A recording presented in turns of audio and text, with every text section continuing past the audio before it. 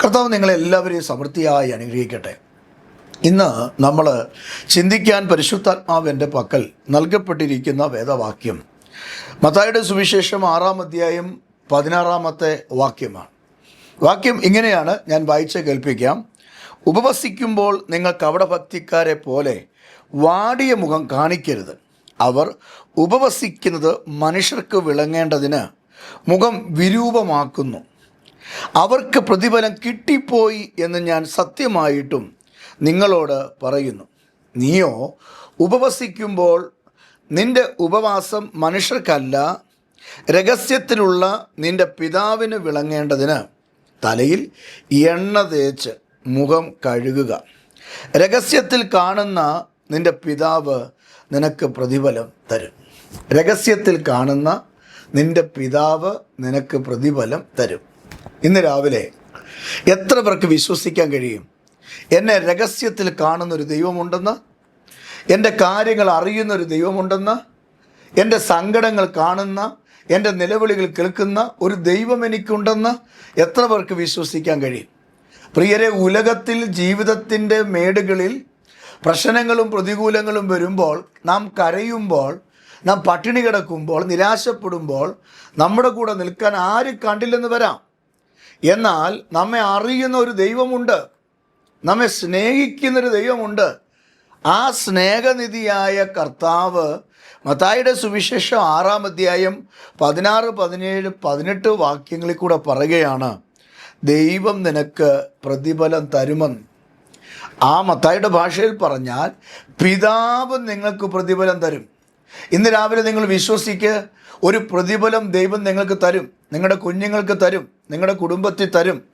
നിങ്ങൾ കടന്ന് അധ്വാനിക്കുന്ന ഈ വിഷയത്തിൽ ഒരു പ്രതിഫലമുണ്ട് പ്രിയരെ. നിങ്ങൾ നിരാശപ്പെടാൻ സ്വർഗം അനുവദിക്കുകയില്ല. നിങ്ങളുടെ കുടുംബം തകരാൻ, നിങ്ങളുടെ തലമുറ തകർന്നു പോകാൻ ദൈവം അനുവദിക്കുകയില്ല. ഓരോ ദിവസവും നിങ്ങൾക്ക് വേണ്ടതെല്ലാം സ്വർഗത്തിലെ ദൈവം നിങ്ങൾക്ക് വേണ്ടി കരുതി വച്ചിട്ടുണ്ട്. വേദപുസ്തകത്തിൽ ഇങ്ങനെ പറയുന്നു, ആമേൻ, കർത്താവ് നമുക്ക് വേണ്ടി കരുതുന്ന വിധങ്ങളെക്കുറിച്ച് ഒത്തിരി വാക്യങ്ങളുണ്ട്. തൻ്റെ ഭക്തന്മാർക്കും അവൻ ഉറക്കത്തി കൊടുക്കുന്നു എന്ന്. അപ്പോൾ ഭക്തന്മാർ ഉറങ്ങിക്കിടക്കുമ്പോൾ നമ്മുടെ ദൈവം നമുക്ക് വേണ്ടി ഉറങ്ങാതെ തൻ്റെ ദൂതന്മാരെ കൊണ്ട് കൽപ്പിച്ച് നമ്മുടെ ആവശ്യങ്ങൾ ഓരോന്നും ഏറ്റെടുത്ത് നമുക്ക് വേണ്ടി അത്ഭുതം ചെയ്യാൻ നമ്മുടെ കർത്താവ് മതിയായവനാണ്. മറ്റു ഭാഗത്ത് കാണുന്നു, പുതിയ നിയമത്തിൽ കൊരിന്ത്യർ ലേഖനത്തിലാണ് ആരംഭ ഭാഗത്ത് വായിക്കും, ദൈവം താൻ സ്നേഹിക്കുന്നവർക്ക് വേണ്ടി ഒരുക്കിയിട്ടുള്ളത് കണ്ണ് കണ്ടിട്ടില്ല, ചെവി കേട്ടിട്ടില്ല, ഒരു മനുഷ്യൻ്റെ ഹൃദയത്തിൽ തോന്നിയിട്ടില്ല.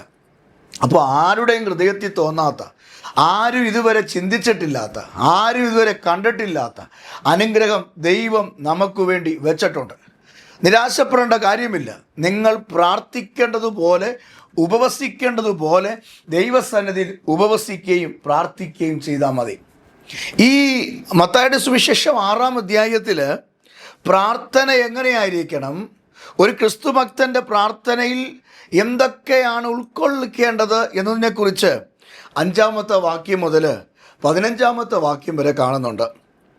അതുമാത്രമല്ല, ഈ അധ്യായത്തിൻ്റെ 19-ാമത്തെ വാക്യത്തിൽ നമ്മുടെ നിക്ഷേപം ഈ ഭൂമിയിലാകരുത്, സ്വർഗത്തിൽ നമ്മുടെ നിക്ഷേപം ആകണമെന്നതിനെക്കുറിച്ച് പറയുന്നുണ്ട്. അപ്പം 33-ാമത്തെ വാക്യത്തിലേക്ക് വരുമ്പോൾ രാജ്യവും നീതിയും അന്വേഷിപ്പീൻ എന്നതിനെക്കുറിച്ച് പറയുന്നുണ്ട്. സ്വർഗസ്ഥനായ നിങ്ങളുടെ പിതാവ് ഇതൊക്കെയും നിങ്ങൾക്ക് ആവശ്യമെന്നറിയുന്നില്ലയോ? ആകയാൽ നാം എന്തു തിന്നും, എന്തു കുടിക്കും, എന്തു ഉടുക്കും എന്നതിനെ നിങ്ങൾ വിചാരപ്പെടരുത്. ഈ വകയൊക്കെയും ജാതികൾ അന്വേഷിക്കുന്നു എന്ന് പറഞ്ഞാൽ മത്തായിയുടെ സുവിശേഷം 6-ാം അധ്യായം ഉപദേശങ്ങളുടെ അധ്യായമാണ്. ഒരു ക്രിസ്തു പൈതൽ എങ്ങനെ പ്രാർത്ഥിക്കണം, എങ്ങനെ ഉപവസിക്കണം, എങ്ങനെ ജീവിക്കണം, അവൻ്റെ നിക്ഷേപം എവിടെയാണ്, അവന് പ്രത്യാശ വെക്കേണ്ടത് എങ്ങനെയാണ്, അവൻ എങ്ങനെ ആ കർത്താവിന് വേണ്ടി പ്രയോജനപ്പെടണം എന്ന് തുറന്നെഴുതുന്ന ഒരു പുസ്തകമാണ് മത്തായിയുടെ സുവിശേഷം 6-ാം അധ്യായം. എന്നാൽ ഈ മത്തായിയുടെ സുവിശേഷം 6-ാം അധ്യായത്തിൽ 16, 17, 18 വാക്യങ്ങളാണ് നാം ഇന്ന് ചിന്തയ്ക്ക് വേണ്ടി എടുത്തിരിക്കുന്നത്.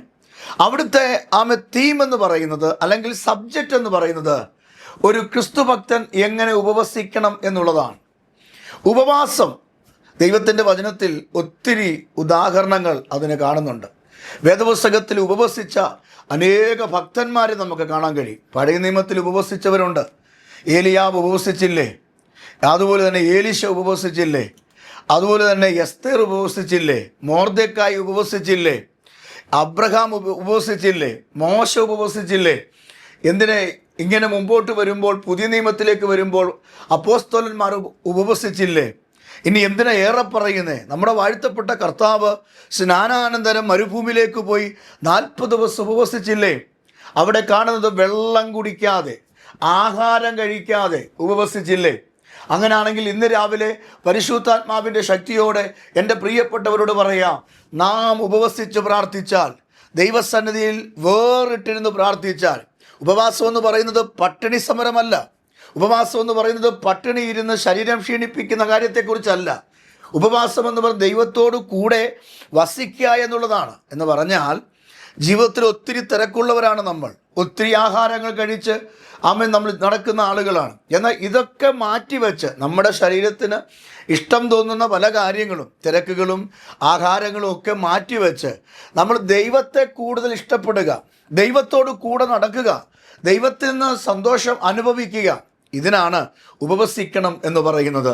വേദപുസ്തകത്തിൽ പറയുന്നുണ്ട്, ഉപവാസത്താലും പ്രാർത്ഥനയിലും അല്ലാതെ ഈ ജാതി നീങ്ങിപ്പോകുകയില്ല. അപ്പോൾ നമ്മളെ ഭരിക്കുന്ന, നമ്മുടെ നന്മയെ ഭരിക്കുന്ന, നമ്മുടെ സ്വസ്ഥത എടുത്തു കളയുന്ന സകല വ്യാധികളും അന്ധകാരത്തിൻ്റെ ശക്തികളും നമ്മെ വിട്ടു മാറി നമുക്കൊരു ജയമുണ്ടാകണമെങ്കിൽ നാം ഉപവസിക്കുകയും പ്രാർത്ഥിക്കുകയും ചെയ്യണം.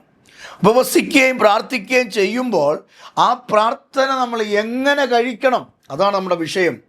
ഹല്ലേലൂയ. ശരീരത്തിന് ആരോഗ്യം ഉണ്ടെങ്കിൽ നമുക്ക് എന്ത് ചെയ്യാം? ഉപവസിക്കാം. കാരണം ചില വർഷങ്ങൾക്ക് മുമ്പ് ഞാനൊരു ചർച്ചിൽ പാസ്റ്ററായിട്ട് ശുശ്രൂഷ ചെയ്തു വരുമ്പോൾ അവിടെ നീണ്ട ഒരു 7 ദിവസം ഉപവാസ പ്രാർത്ഥന വെച്ചു.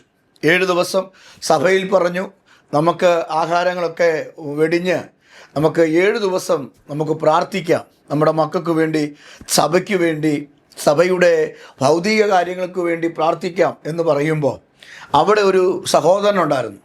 ആ സഹോദരൻ എന്നോട് ഇങ്ങനെ പറഞ്ഞു, അങ്ങനെയൊന്നും ഉപവസിക്കാനും പ്രാർത്ഥിക്കാനും ഒന്നും പറ്റത്തില്ല. കാരണം ഒരു മനുഷ്യൻ ഒരു നേരത്തെ ആഹാരം വെടിഞ്ഞിരിക്കുക എന്ന് പറയുന്നത് നിസ്സാരമായ കാര്യമല്ല. അതുകൊണ്ട് ഒരിക്കലും അങ്ങനെ ഉപവസിക്കാൻ പറ്റത്തില്ല. നിങ്ങളൊക്കെ ഉപവസിക്കുന്നു പറയുകയും ചെയ്യും, രഹസ്യമായിട്ട് നിങ്ങൾ ആഹാരം കഴിക്കുന്നുണ്ട്, അല്ലെ നിങ്ങൾക്ക് അങ്ങനെ ഇരിക്കാൻ പറ്റില്ല എന്ന് പറഞ്ഞത് ഞാൻ ഓർക്കുന്നുണ്ട്. പക്ഷേ ചില ദിവസങ്ങളും മാസങ്ങളും കഴിഞ്ഞു. ആ സഹോദരൻ്റെ ജീവിതത്തിൽ ഒരു പ്രതിസന്ധി കടന്നു വന്നു. വീടിനകത്ത് നിൽക്കാൻ പറ്റാത്തൊരവസ്ഥ. അവസാനം ഉപവാസം അല്ലാതെ തൻ്റെ മുമ്പിൽ ഒരു വഴിയില്ല എന്ന് കണ്ടപ്പോൾ താനൊരു തീരുമാനമെടുത്തു. ഭാര്യയോട് ചോദിച്ചില്ല, എന്നോട് ചോദിച്ചില്ല, സഭയിലെ വിശ്വാസികളോട് ചോദിച്ചില്ല, അപ്പനോടോ അമ്മയോടോ ആരോടും ചോദിച്ചില്ല. താനൊരു തീരുമാനമെടുത്തു, ഉപവസിച്ച് പ്രാർത്ഥിക്കുക. പക്ഷേ ഇദ്ദേഹം ഉപവാസത്തിനെതിരാണ്. ഉപവസിക്കാൻ അങ്ങനെ പറ്റില്ല, ആഹാരം കഴിക്കാതെ ഇരിക്കാൻ പറ്റില്ല എന്ന് വളരെ അധികമായി വാദിക്കുന്നൊരു മനുഷ്യനാണ്. ഒരു ദിവസം ഞായറാഴ്ച ആരാധനയ്ക്ക് വന്നപ്പോൾ സഭയിൽ ഇങ്ങനെ പറഞ്ഞു, ഞാൻ 21 ദിവസം ഉപവാസമാണ്. സഭ ഞെട്ടി, ഞാൻ ഞെട്ടി. കാരണം ഇദ്ദേഹത്തിൻ്റെ വായിൽ നിന്ന് ഒരിക്കലും സഭയോ ഞാനോ അതെന്ത് ചെയ്യുന്നില്ല, അത് പ്രതീക്ഷിക്കുന്നില്ല. കാരണം താൻ അതിന് എതിരാണ്. എന്നാൽ 21 ദിവസം താൻ ഉപവസിച്ചു. അതാണ് രസം. 21 ദിവസം താൻ ആഹാരം വെടിഞ്ഞു. എന്നിട്ട് 21ാമത്തെ ദിവസം പ്രാർത്ഥനയ്ക്ക് അദ്ദേഹം എഴുന്നേറ്റ് നിന്ന് സാക്ഷ്യം പറഞ്ഞപ്പോൾ തൻ്റെ ഭാര്യയും തൻ്റെ കുഞ്ഞുങ്ങളുമുണ്ട്. സഭയിൽ സാക്ഷി പറഞ്ഞപ്പോൾ ഇങ്ങനൊരു കാര്യം പറഞ്ഞു, എൻ്റെ പ്രിയപ്പെട്ടവരെ, ഞാൻ ആദ്യം സഭയോടൊരു ക്ഷമ ചോദിക്കുകയാണ്. കാരണം ഞാൻ ഓർത്തു ഒരിക്കലും ആഹാരം കഴിക്കാതെ ഇങ്ങനെ ഇരിക്കാൻ പറ്റില്ല എന്നാണ്. പക്ഷേ 21 ദിവസം എനിക്ക് ഇരിക്കാൻ പറ്റി. ഇപ്പോൾ എനിക്ക് മനസ്സിലായി, ഒരു മനുഷ്യന് ദൈവസന്നിധി ഇരുന്നാൽ ഇരിക്കാൻ പറ്റും, വിശക്കത്തില്ല, ദാഹിക്കില്ല എന്ന് താൻ എടുത്ത് പറഞ്ഞ തീരുമാനം, ആ സാക്ഷ്യവാചകത്തിൽ പറഞ്ഞ കാര്യം ഞാൻ ഇപ്പോൾ ഓർക്കുകയാണ്. അപ്പോൾ ഒരു മനുഷ്യന്, ഒരു ദൈവവചനമല്ല, ഒരു മനുഷ്യന് ആരോഗ്യമുണ്ടെങ്കിൽ അവന് ഉപവസിക്കാം. ആരോഗ്യമുണ്ടെങ്കിൽ പട്ടിണി കിടക്കാം. നമ്മൾ കണ്ടിട്ടില്ലേ, സെക്രട്ടേറിയറ്റിൻ്റെ മുമ്പിൽ ഉപവാസം ഇരിക്കുന്ന ആളുകളെ കണ്ടിട്ടില്ലേ? അല്ലെങ്കിൽ ഏതെങ്കിലും പഞ്ചായത്ത് ഓഫീസിൻ്റെ മുമ്പിൽ കാര്യങ്ങൾ നടത്തിത്തരാൻ വേണ്ടി, പണം കിട്ടാൻ വേണ്ടി, റോഡ് പണി നടക്കാൻ വേണ്ടി, അല്ലെങ്കിൽ പ്രാഥമികമായ കാര്യങ്ങൾ നടക്കാൻ വേണ്ടി ഉപവസിക്കുന്ന ആളുകളെ കണ്ടിട്ടില്ലേ? ആരോഗ്യമുണ്ടെങ്കിൽ പട്ടിണി ഇരിക്കാം. പക്ഷെ ഒരു ക്രിസ്തുഭക്തനെ സംബന്ധിച്ച്, ഒരു ദൈവത്തിനെ സംബന്ധിച്ചുള്ള ഉപവാസം എന്ന് പറയുന്നത് പട്ടിണി സമരമല്ല, സത്യാഗ്രഹമല്ല, ആമേൻ, ദൈവസന്നിധിയിൽ ഉപവസിക്കുക എന്ന് പറയുമ്പോൾ അത് എങ്ങനെ ഉപവസിക്കണം, എങ്ങനെ പ്രാർത്ഥിക്കണമെന്ന് യേശു കർത്താവ് നമുക്ക് പറഞ്ഞു തന്നിട്ടുണ്ട്. ഈ നിലയിൽ നമ്മൾ ഉപവസിക്കാനും പ്രാർത്ഥിക്കാനും നമ്മൾ തയ്യാറാണെങ്കിൽ നമ്മുടെ പ്രാർത്ഥനയ്ക്ക് മറുപടിയുണ്ട്. ഇല്ലെങ്കിൽ ഒരു പട്ടിണി സമരമായി മാറും. ചിലപ്പോൾ 40 ദിവസം ഉപവസിച്ചിട്ടുണ്ടാകാം, 20 ദിവസം ഉപവസിച്ചിട്ടുണ്ടാകാം. പക്ഷെ ദൈവം പറഞ്ഞ വ്യവസ്ഥയിലല്ല നീ ഉപവസിച്ചതെങ്കിൽ, അതാ ഞാൻ പറഞ്ഞത്, ആരോഗ്യം ഉണ്ടെങ്കിൽ പട്ടിണി ഇരിക്കാം. പക്ഷെ വ്യവസ്ഥയല്ലാതെ വ്യവസ്ഥ തെറ്റിച്ച് പട്ടിണി ഇരുന്നത് കൊണ്ട് കാര്യമില്ല. പണ്ടൊരു അമ്മാമ്മ പറഞ്ഞ കാര്യമുണ്ട്, ഞാൻ ഉപവാസം ഇരിക്കുമ്പോഴാണ് ഏറ്റവും കൂടുതൽ സമയം ഉറങ്ങുന്നതെന്ന്. കാരണം എന്താ അറിയാമോ? അമ്മ രാവിലെ മൊത്തം കിടന്ന് എന്ത് ചെയ്യുക, ഉറങ്ങുകയാണ്. അമ്മ പട്ടിണിയാണ്, ആഹാരം കഴിക്കണ്ടായല്ലോ. വൈകിട്ടാവുമ്പോൾ എന്ത് ചെയ്യും, ആഹാരം കഴിക്കും. അതൊരു ഉപവാസമല്ല പ്രിയരെ. ആമേൻ, ദൈവസന്നിധിയിൽ ഉപവസിക്കുക എന്ന് പറയുന്നത് എല്ലാ കാര്യങ്ങളും എല്ലാ തിരക്കുകളും മാറ്റിവെച്ചിട്ട്, ദൈവസന്നിധിയിൽ എല്ലാ ആഹാരങ്ങളും മാറ്റിവെച്ചിട്ട് കർത്താവിൻ്റെ പാദപീഠത്തിൽ വായിട്ട് വേദപുസ്തകം വായിച്ച് പ്രാർത്ഥിച്ച് കർത്താവിനോട് സംസാരിച്ച് ബലപ്പെട്ടിരിക്കുന്നതാണ് ഉപവാസം. എന്നാൽ മത്തായിയുടെ സുവിശേഷത്തിൽ 6-ാം അധ്യായം 16, 17, 18 വാക്യങ്ങളിൽ എങ്ങനെ ഒരു ക്രിസ്തു ഭക്തൻ ഉപവസിക്കണമെന്നും എങ്ങനെ പ്രാർത്ഥിച്ചാൽ മറുപടി കിട്ടുമെന്നും എഴുതിയിട്ടുണ്ട്. ഞാനത് കാണിച്ച് ഇന്ന് രാവിലെ നിങ്ങൾക്ക് വേണ്ടി പ്രാർത്ഥിക്കാം. അവിടെ എഴുതിയിരിക്കുന്ന വാക്ക് ഇങ്ങനെയാണ്: ഉപവസിക്കുമ്പോൾ. ആമേൻ. ഇവിടെ വായിക്കുകയാണ്, ഉപവസിക്കുമ്പോൾ. അപ്പോൾ നാം പ്രാർത്ഥിക്കുമ്പോൾ, ഉപവസിക്കുമ്പോൾ കർത്താവ് പറയുക, നിങ്ങൾ കപടഭക്തിക്കാരെ പോലെ വാടിയ മുഖം എന്ത് ചെയ്യരുത്, കാണിക്കരുത്.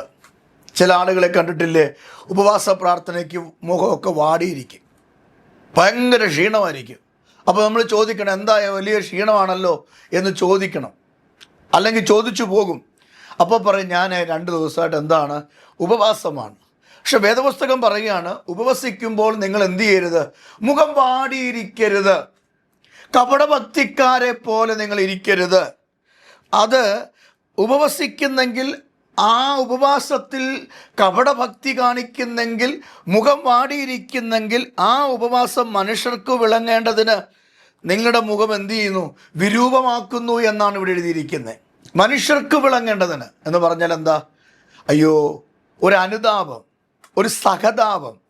അയ്യോ, ആ സഹോദരി ഉപവാസമാണല്ലോ, അയ്യോ അമ്മാമ്മ ഭയങ്കര ഉപവാസമാണ്, അയ്യോ അച്ഛൻ കുറേ നാളുകളായിട്ട് ഉപവാസമാണ് എന്ന് പറഞ്ഞ് മനുഷ്യരുടെ ഇടയിൽ, ആ സൊസൈറ്റിയിൽ, ആ അസംബ്ലിയിൽ ഒരു സഹതാപ തരംഗമുണ്ടാക്കി പല കാര്യങ്ങൾ നേടിയെടുക്കുന്ന, അങ്ങനെ ആകരുത് ഉപവാസമെന്ന്.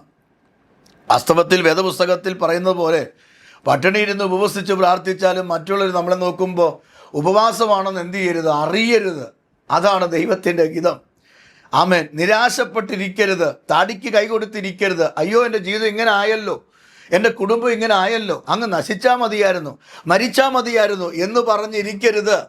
പകരം ദൈവസന്നിധി ഇരിക്കുമ്പോൾ പ്രസന്നതയോടുകൂടെ, സന്തോഷത്തോടുകൂടെ, മനുഷ്യരുടെ മുമ്പിൽ വിളങ്ങാനല്ല, ദൈവത്തിൻ്റെ മുമ്പിൽ വിളങ്ങാൻ, ദൈവത്തിൻ്റെ മുമ്പിൽ നമ്മുടെ കാര്യങ്ങൾ നടപ്പാക്കിയെടുക്കാൻ ദൈവസന്നിധിയിൽ നാം പ്രസന്നതരായിരിക്കണം. അവിടെ എഴുതിയിരിക്കുകയാണ്, അവർക്ക് പ്രതിഫലം കിട്ടിപ്പോയി. ആർക്ക്?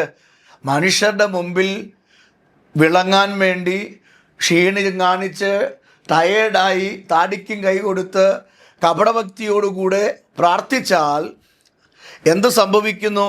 അവർക്ക് പ്രതിഫലം ഈ ഭൂമിയിൽ കിട്ടിപ്പോയി എന്നാണ്. എന്ന് പറഞ്ഞാൽ ദൈവത്തിൽ നിന്നൊരു പ്രതിഫലം എന്ത് ചെയ്യത്തില്ല, കിട്ടത്തില്ല. ദൈവത്തിൽ നിന്ന് പ്രതിഫലം കിട്ടത്തില്ല. ഇപ്പം ഞാൻ ഉപവാസവും പ്രാർത്ഥനയും ഇരിക്കുമ്പോൾ എൻ്റെ ചർച്ചിലെ വിശ്വാസികൾ ചോദിക്കുക, അയ്യോ പാസ്റ്ററെ, മുഖമൊക്കെ ഇങ്ങനെ ഇരിക്കുന്നല്ലോ, കണ്ണൊക്കെ കുഴിഞ്ഞിരിക്കുന്നല്ലോ, കവളൊക്കെ ഒട്ടിയല്ലോ, എന്തോ പറ്റിയേ? ഓ, എന്തോ പറയാനച്ചാ, അല്ലേ അമ്മാമ്മേ, ഞാൻ കുറേ ദിവസമായിട്ട് ഉപവാസവും പ്രാർത്ഥനയാണെന്ന് പറയുമ്പോൾ എൻ്റെ വിശ്വാസം, അയ്യോ ഞങ്ങളുടെ പാസ്റ്റ് ഉപവാസമാണല്ലോ, അയ്യോ ഞങ്ങളുടെ പാസ്റ്റ് ആഹാരം കഴിച്ചിട്ടില്ലല്ലോ എന്ന് പറയും. ഒരു സഹതാപ തരം കൂടെ ഉണ്ടാവും. അതിനെ നമ്മൾ എന്ത് ചെയ്യില്ല, ചൂഷണം ചെയ്യരുത്. അപ്പോൾ അവരെന്ത് ചെയ്യുന്നറിയാമോ? നമ്മുടെ ചില കാര്യങ്ങൾ അവരാൽ നടത്തിത്തരാൻ അവർ നോക്കും. സ്നേഹമുള്ള വിശ്വാസികളല്ലേ, അവരാൽ അയ്യോ ഞങ്ങളുടെ പാസ്റ്റർ ആ കാര്യം ഒന്ന് ചെയ്തു കൊടുക്കണം, അല്ലെങ്കിൽ ആ കാര്യങ്ങളൊന്ന് നിവർത്തിച്ചു കൊടുക്കണം, അവരാൽ കാര്യങ്ങൾ ചെയ്തു തരും. അത് ആ സഹതാപത്തിൽ വരുന്നതാണ്. അപ്പോൾ ആ കാര്യങ്ങൾ നടത്തി നമ്മുടെ കയ്യിൽ കിട്ടുമ്പോൾ, അല്ലെങ്കിൽ ആ കാര്യം നമ്മുടെ കുഞ്ഞുങ്ങളിലേക്ക് വരുമ്പോൾ അവിടെ പ്രതിഫലം കിട്ടിപ്പോയി. പക്ഷെ ദൈവത്തിൽ നിന്ന് എന്തില്ല, പ്രതിഫലമില്ല. മനുഷ്യന് പ്രതിഫലം കിട്ടിയുള്ള കുഴപ്പം എന്താണെന്ന് ചോദിച്ചാൽ നല്ലതൊക്കെയാ, പക്ഷെ അധികം നാൾ എന്ത് ചെയ്യത്തില്ല, നിൽക്കത്തില്ല. ചിലപ്പോൾ ഒരു 6 മാസം അതിൻ്റെ അനുഗ്രഹം കൂടെ കാണും. ദൈവം തന്ന ഒരു അനുഗ്രഹമാണെങ്കിൽ, സ്വർഗത്തിൽ നിന്നാണ് ഒരു അനുഗ്രഹം നമുക്ക് കിട്ടുന്നതെങ്കിൽ അത് നമ്മുടെ ജീവിതകാലം മുഴുവനും നമുക്ക് കിട്ടും. സ്തോത്രം. നമുക്ക് നാം മരിക്കുന്ന സമയം വരെ അല്ല, അതിനപ്പുറവും നമ്മുടെ തലമുറകൾ അനുഭവിക്കത്തക്ക നിലയിൽ അനുഗ്രഹം ദൈവം നമുക്ക് തരും. അബ്രഹാമിന് ദൈവം കൊടുത്ത അനുഗ്രഹം അബ്രഹാം മാത്രമല്ലല്ലോ അനുഭവിച്ചത്, തലമുറയായി അനുഭവിച്ചു. ഇന്നും അബ്രഹാമിൻ്റെ സന്തതികൾ അനുഗ്രഹം അനുഭവിച്ചുകൊണ്ടിരിക്കുകയല്ലേ. സ്തോത്രം. ആഗാർ കരഞ്ഞു, പ്രാർത്ഥിച്ചു. ആ കുഞ്ഞിന് വെള്ളം മരുഭൂമി കൊടുത്തു. ആ കുഞ്ഞു മാത്രമല്ലല്ലോ കുടിച്ചത്, ഇന്നും മരുഭൂമിയിൽ ആ ഉറവ നിൽക്കാതെ ഒഴുകിക്കൊണ്ടിരിക്കുകയല്ലേ. അപ്പം ദൈവം ഒരു അനുഗ്രഹം തന്നാൽ അത് 6 മാസത്തെ അല്ല, ആ 1 വർഷത്തെ അല്ല, അതിന് വാറണ്ടി ഭയങ്കരമാ, അതിന് ഗ്യാരണ്ടി ഭയങ്കരമാ, അത് നിലനിൽക്കുന്ന അനുഗ്രഹമാ. അങ്ങനെയാണെങ്കിൽ പ്രിയരെ, 6 മാസം കൊണ്ട് തീർന്നു പോകുന്ന അനുഗ്രഹമാണോ നമുക്ക് വേണ്ടത്? അതോ ജീവിതകാലം മുഴുവനും അനുഭവിച്ച് നമ്മുടെ കുഞ്ഞുങ്ങളും കൂടെ അനുഭവിക്കത്തക്ക നിലയിലുള്ള അനുഗ്രഹമാണോ നമുക്ക് വേണ്ടത്? ഇന്ന് രാവിലെ നിങ്ങളെടുക്ക തീരുമാനം. ഏത് അനുഗ്രഹമാണ് നിങ്ങൾക്ക് വേണ്ടത്? ഈ ഭൂമിയിലെ അനുഗ്രഹമാണ് നിങ്ങൾക്ക് വേണ്ടതെങ്കിൽ കപടഭക്തിക്കാരെ പോലെ നിങ്ങൾ പ്രാർത്ഥിച്ചാൽ മതി, ക്ഷീണിച്ചിരുന്നാൽ മതി, മുഖം വാടിയിരുന്നാൽ മതി. നിങ്ങൾക്ക് ഈ ഭൂമി പ്രതിഫലം കിട്ടിപ്പോകും. എന്നാൽ സ്വർഗത്തിൽ നിന്നൊരു അനുഗ്രഹം വേണമെങ്കിൽ നിങ്ങളുടെ മുഖം ശോഭയായിരിക്കണം. നിങ്ങൾ ക്ഷീണിച്ചിരിക്കരുത്, കപടഭക്തിക്കാരെ പോലെ ഇരിക്കരുത്, നിങ്ങളുടെ മുഖം എന്ത് ചെയ്യരുത്, വിരൂപമായിരിക്കരുത് എന്ന് വേദപുസ്തകം പറയുകയാണ്. എന്നാൽ വേദപുസ്തകത്തിൽ മത്തായിയുടെ സുവിശേഷം 6-ാം അധ്യായം 17-ാമത്തെ വാക്യത്തിൽ ഇങ്ങനെ വായിക്കുന്നു: നീയോ ഉപവസിക്കുമ്പോൾ നിന്റെ ഉപവാസം മനുഷ്യർക്കല്ല, രഹസ്യത്തിലുള്ള നിന്റെ പിതാവിന് വിളങ്ങേണ്ടതിന്. ഹല്ലേലൂയ. വേദപുസ്തകത്തിൽ പറയുക നമ്മൾ അപ്പോൾ എങ്ങനെ ഉപവസിക്കണം. മത്തായി 6:16 എങ്ങനെ ഉപവസിക്കരുത് എന്ന് പറഞ്ഞ് നമ്മളെ പഠിപ്പിച്ചെങ്കിൽ ഇനി എങ്ങനെ ഉപവസിക്കണം?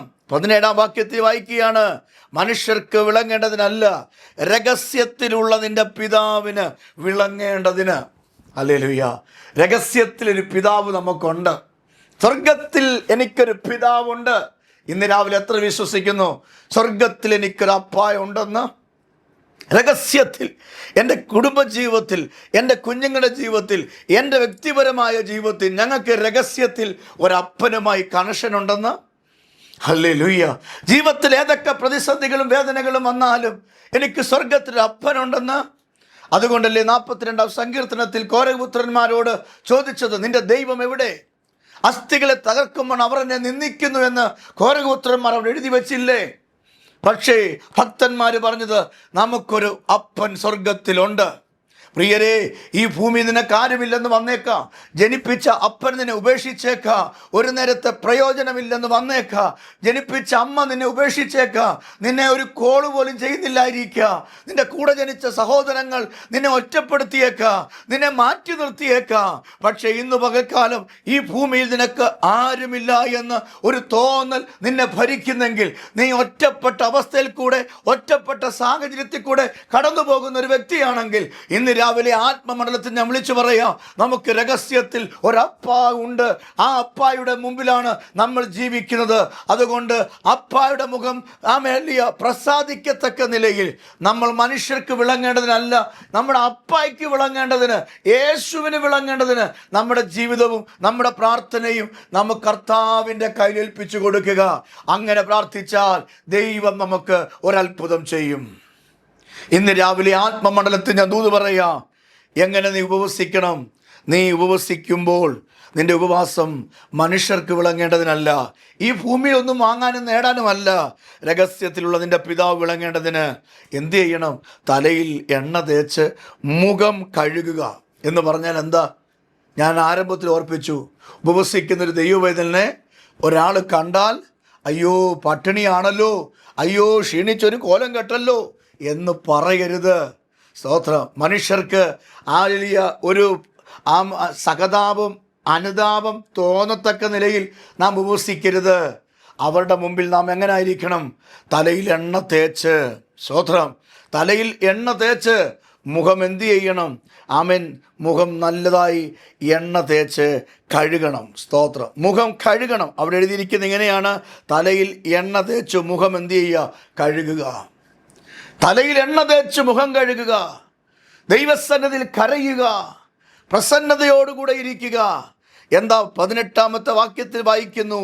അങ്ങനെ ഇരിക്കാനും പറഞ്ഞതിൻ്റെ കാര്യം, രഹസ്യത്തിൽ കാണുന്ന നിന്റെ പിതാവ് നിങ്ങൾക്ക് പ്രതിഫലം തരും. ഹല്ലേലൂയ. ഇന്ന് രാവിലെ എന്നെ കേൾക്കുന്ന എൻ്റെ പ്രിയപ്പെട്ടവരോട് പരിശുദ്ധാത്മാവിൽ ഞാൻ പറയട്ടെ, രഹസ്യത്തിലുള്ള എൻ്റെ പിതാവ് നിനക്ക് പ്രതിഫലം തരും. ഇന്ന് രാവിലെ നീ വിശ്വസിക്ക്.